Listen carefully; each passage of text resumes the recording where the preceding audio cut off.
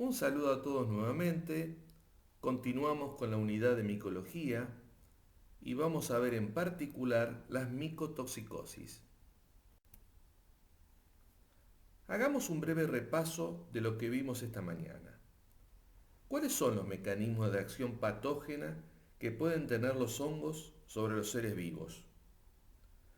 Micetismo se conoce como micetismo a la intoxicación por el consumo de ciertos hongos macroscópicos, también llamados setas. No todos los hongos son comestibles. Hay un grupo que lo podemos llamar informalmente hongos venenosos que pueden producir cuadros gastrointestinales hasta la muerte misma. Por eso, antes de ingerirlo, es importante conocer el origen del mismo y estar seguro que no se trata de este grupo de hongos. También tenemos como mecanismo de acción patógena a la micotoxicosis. En este caso, la intoxicación se debe a la ingestión de alimentos en los cuales creció un hongo toxigénico. Tenemos ciertas especies fúngicas que en breve vamos a ver y que son capaces de producir metabolitos de características tóxicas, llamadas micotoxinas, y a la intoxicación la conocemos como micotoxicosis. Los hongos también pueden ser alergénicos. Hoy vimos la complejidad de su pared celular, con la presencia de polisacáridos como mananos asociados a proteínas, que producen una respuesta inmunológica en el huésped. Y bien, esta respuesta en algunas ocasiones puede ser exagerada y se lo conoce como alergia e hipersensibilidad. Por último, lo que vimos fueron las micosis propiamente dicha, que son producidas por infección fúngica y posterior invasión de tejidos superficiales, a veces profundos, debido al gran componente enzimáticos que tienen estas células fúngicas. La exposición del hombre y los animales a las micotoxinas se efectúa por vía alimentaria, ingiriendo alimentos contaminados, y si bien también se han descrito algunos casos particulares de afecciones por vía respiratoria y por contacto directo. Se denomina intoxicación primaria cuando se produce directamente la ingestión de vegetales contaminados, e intoxicación secundaria cuando se produce por la ingestión de leche o carne de animales que consumieron forrajes contaminados. Dentro de la gran variedad de hongos existentes, tenemos principalmente a 5 géneros de hongos productores de micotoxinas. Estos son género Aspergillus, género Fusarium, género Claviceps, género Penicillium y género Alternaria. La producción de estas micotoxinas se produce bajo ciertas condiciones ecológicas favorables, como factores físicos y químicos, como la temperatura, entre 20 y 25 grados centígrados, humedad, debe ser entre un 80 y un 90%, pH entre 4 y 8, tener agua disponible y obviamente la composición del sustrato y la disponibilidad de oxígeno que tiene este hongo. La importancia de estos hongos y sus micotoxinas es muy grande, no solo desde el punto de vista de la salud pública, sino también desde el punto de vista económico, ya que lleva al decomiso de materias primas, alimentos, es decir, desde el agricultor hasta el consumidor final. Hasta el momento, se han identificado más de 200 tipos de micotoxinas diferentes.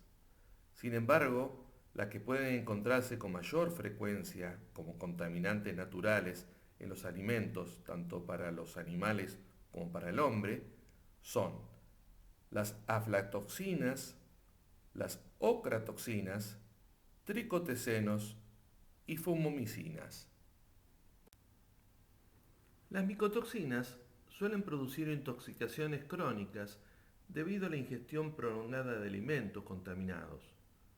Es difícil establecer bien la etiología de este tipo de enfermedades crónicas, ya que los riesgos están sujetos a varios factores como ser el tipo de micotoxina, su biodisponibilidad, toxicidad, concentración en el alimento, el sinergismo que puede tener con otra micotoxina presente en el mismo alimento, la cantidad de alimento consumido y su continuidad en el tiempo. Entonces, las micotoxinas pueden tener diferentes efectos biológicos y patológicos que pasaremos a detallar en cada uno de los géneros implicados. Pero en líneas generales podemos decir que estas micotoxinas tienen efectos carcinogénicos, teratogénicos, producir inmunosupresión y patologías en ciertos órganos blancos como el riñón y el hígado. Bueno, comencemos a describir la micotoxicosis producida por los diferentes géneros fúngicos. Género Aspergillus, perteneciente al filum Ascomycota. Y tenemos dos especies implicadas en este tipo de intoxicaciones. A. Aspergillus flavus y Aspergillus parasiticus. Las principales micotoxinas que producen son las aflatoxinas y las ocratoxinas. Las aflatoxinas producidas por el género Aspergillus son carcinogénicas, teratogénicas, mutagénicas. Y conocemos 18 tipos diferentes de aflatoxinas. Las más comunes son la B1 y B2, G1 y G2. Y dentro del código alimentario existe regulación de la presencia de estas micotoxinas, que debe haber menos de 20 partes por billón en el alimento, por ejemplo, de aflatoxinas de tipo B1. Las ocratoxinas son también carcinogénicas, nefrotóxicas y mutagénicas. Tenemos 5 tipos distintos: A, B, C, alfa y beta, y la regulación en el Código Alimentario Nacional permite menos de 5 partes por billón, en este caso de la ocratoxina de tipo A. Género Fusarium, tenemos más de 100 especies diferentes descriptas. Estas son las 4 principales que producen micotoxinas de tipo tricotesenos y fumonicinas. Los tricotesenos producen principalmente daño en el ARN ribosomal, produciendo inflamación dérmica, vómitos y daños hematopoyéticos. Tenemos más de 200 derivados de estos tricotesenos. Se los agrupa en los grupos A y B, y las regulaciones se permite menos de una parte por billón.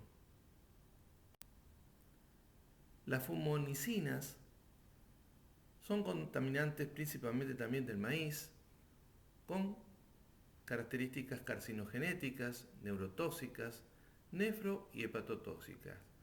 Tenemos más de 15 tipos diferentes de fumonicinas. Grupo A, B, C, P, y lo que se permite en cereales es menos de 3 partes por billón y en carne menos de 60 partes por billón.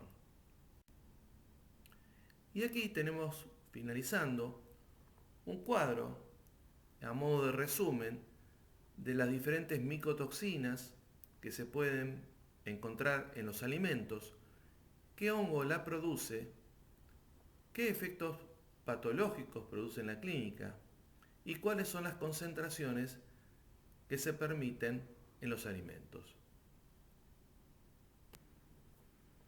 Por último, tenemos al género Claviceps, que tiene más de 50 especies diferentes. El Claviceps purpurea, llamado también cornezuelo de centeno, es poseedor de alcaloides tóxicos muy potentes, como la ergocristina, ergotamina, ergomitrina.